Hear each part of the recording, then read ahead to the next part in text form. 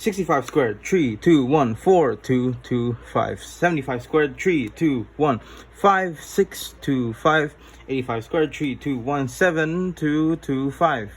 Now, one of three things may be on your mind. First, I am a prodigy, I am a genius, bring me to Harvard right now, I need my PhD. No, I am not that smart. Second thing that's possible is that maybe I calculated everything beforehand and I'm lying to you right now. I did not solve them on the spot. I calculated everything. No, I'm not that dumb. So I'm not that smart, I'm not that dumb. The third option that the third thing that may be on your mind is maybe I found a shortcut. And yes, I'm going to show you a shortcut on how to square a number. Now, there are many shortcuts on how to square numbers, but this shortcut in particular is quite specific. This shortcut is how to square a number that ends with 5. So 65, 75, 105, 115. Anything that ends with 5, this shortcut works. Okay. Now, let me show you how to, turn it down. Yeah, you see the 115. So for this shortcut, I will show you how does it work and how you can use it in your math. So squaring 65, what do you do first? Isolate whatever is in front of 5. So here in this case, it's 6. So 6 is in front of 5.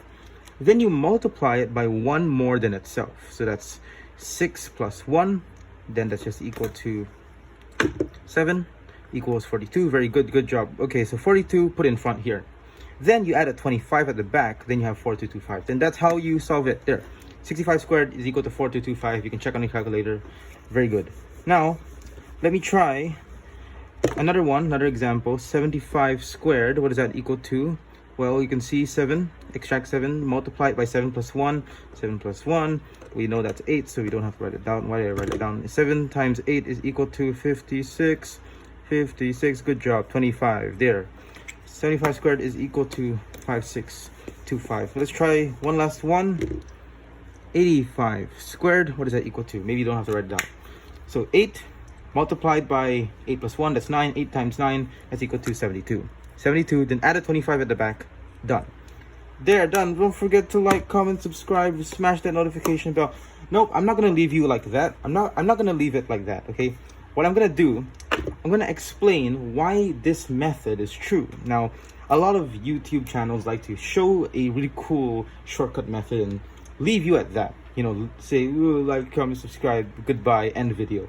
But I want to show you why it's true, because I don't want to just let you blindly follow this thing I told you that works. Because how do you know whether this method works for any number that ends at 5? I mean, we've seen it works for 3 numbers, 65, 75, and 85. But how do we know whether it works for all numbers of 5?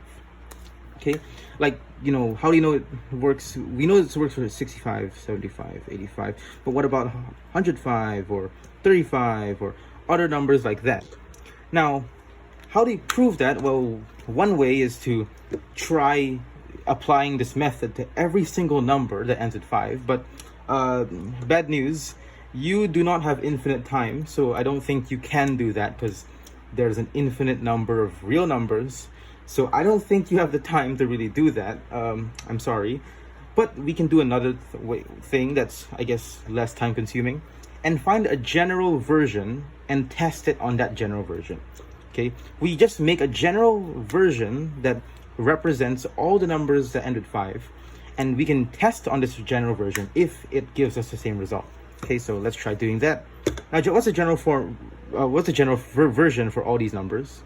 Now, we know we can separate 65 into 6t plus 5. 75 can be 7t plus 5. 85 can be 80 plus 5. 105 can be 100 plus 5. 35 can be 30 plus 5.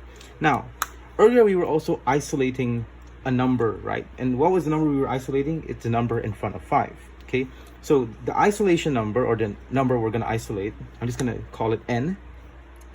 N is the number we're going to isolate. So in this case, the number we're going to isolate is 6. Okay, 6. In this case, it's 7. N equals 7. In this case, what's in front of 5 is 8. N equals 8. In this case, n is 10 because it's in front of 5. N equals 10. In this case, it's 3 because n equals 3. All right. Now, so if n is equal to 6 in this situation, then what is equal to 60? Now, n equals 6, that means 10n is equal to 60. So we're just going to replace this with 10n. So if n is equal to 7, that means 10n is equal to 70, because you multiply it by 10, so 10n. So we realize that if, n equals 8, 10n is equal to 80, 10n. We can apply this to every single one of them, and we have found ourselves our general form for any number that ends with 5. This is our general form. There, it's just going to be 10n plus 5. So go away, goodbye. 10n plus 5 is our general form. That's going to be our guinea pig. This guy represents any possible number that ends with 5. Now we're going to square it, because that's what the shortcut is involving, squaring of a number. Now, how do we expand this? You may know this as one of your algebraic identities.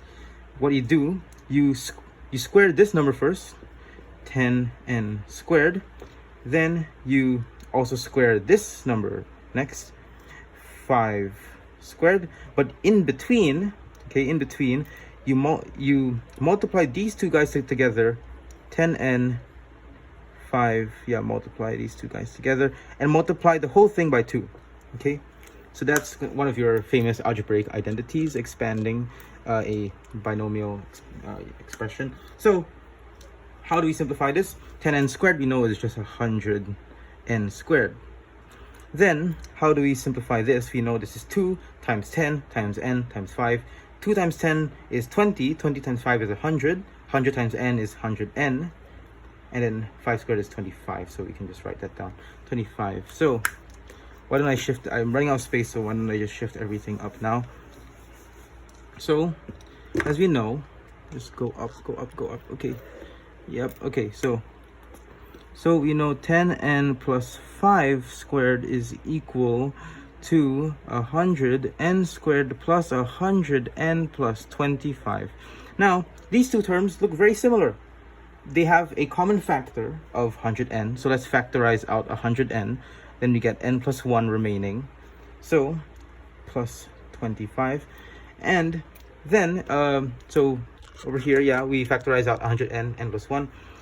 Why don't we just make this a bit bigger, where it's 100n is the same as 100 times n. So just 100 times n times n plus 1 plus 25. Now you can see this is going to be our proof, because over here you can see that n multiplies by n plus 1. Now let's go back to an example, a familiar example. 65 squared. What did we do? We isolated the number in front, which is 6. That was a number in front. And we multiplied 6 by 1 more than itself. 6 plus 1, right? Remember that? And here 6 is the n, right? Because n is a number in front.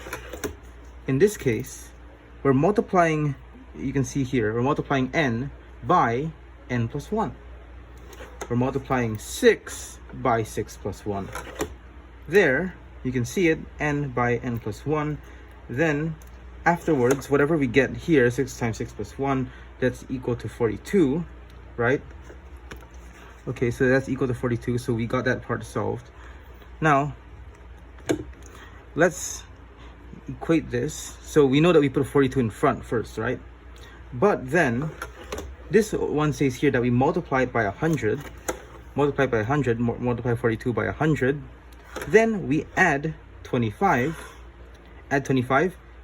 plus 25. Hey, good news, there's enough space for 25. 2 goes here, 5 goes here. There's enough space because we multiplied by 100. That's why it's 4225. They're done. There, we've proven that algebraically this works for any number that ends with 5, because we can see here that this is the general form. This is how it really works. So yay. So we can also apply this to other things. Maybe if I just remove all the in-between steps, just remove all the in-between guys.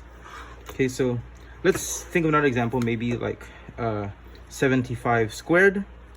So what we do, we isolate the number in front of 5, which is the n number, and that's going to be 7. Then we multiply 7 by 7 plus 1. Okay, so n number, right? Multiply by n plus 1, 7 multiplied by 7 plus 1, same thing. Then whatever you get here is 56. So in front you put 56, but add 2 zeros behind because you're multiplying by 100 over here, you can see. Then you add 25, and 25 goes in to the 2 0 space. There. That's how it, there, I've proven this method. Now you can't just blindly follow, because now you know why this method works, which is a lot better, right? You understand it's not just magic. You can't, it's not like, oh, magically this method works. No, this algebraically works. Now, that's interesting and all, but the question that may be on your mind right now is, why does it only work for numbers that end with 5? Why can't I apply this to numbers that end with 4, 3, 2, 1, 9? So maybe I could show you by redrawing out the steps. As we know, expanding this, we had to do 10n squared plus, okay, 2 times 10n times 5 plus 5 squared, right? You're aware of this. Now, if I expand this, I get 100n squared, and this one, okay, this is the part that, this is the turning point. So this is the part where it's most important. The 2 multiplies by 10 to make 20n, okay? So it becomes 20n and multiplies by a number 5. As you know, 5 is a number that is the ending number, right? The ending number is 5. Now, what if the number ends with a 4, but not a 5? So can I still use this method on a number that ends with 4? Number that ends with 4. The problem is, if I do that, if I put a 4 here, does 4 times 20, does it still give 100? No, it gives an 80. So it's 80n plus 100n squared. This looks a bit different because originally, when it was a 5, we got 100n plus 100n squared. But now it's 80n plus 100n squared. So, but when I put a 5 here, instead, this becomes 100. So you see that it actually affects, because what number multiplies by 20 to give 100? Well, the only number there is 5. So that's why 5 works here. Now, so what if I did 4 and then I had 80n?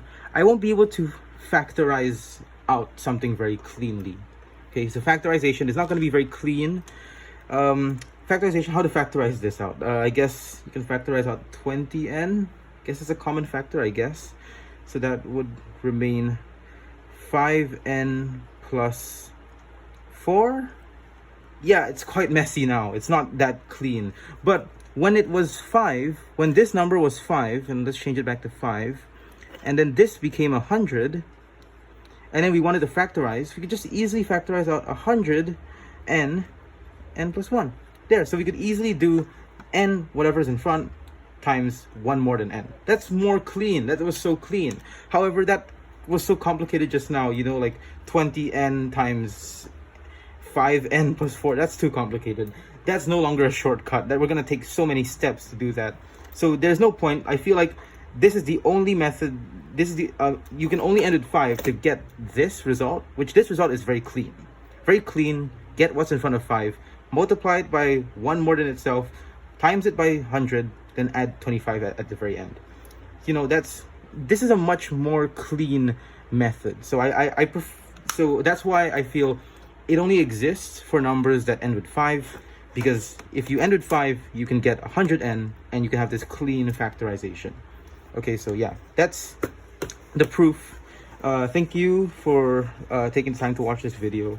So yeah, I actually made another video. My first video was actually my entry to the Summer of Math exposition. This is not my entry. This is just another video I decided to make. The entry was about trigonometry and vectors, so you can go watch that. That's 40 minutes long. Wow.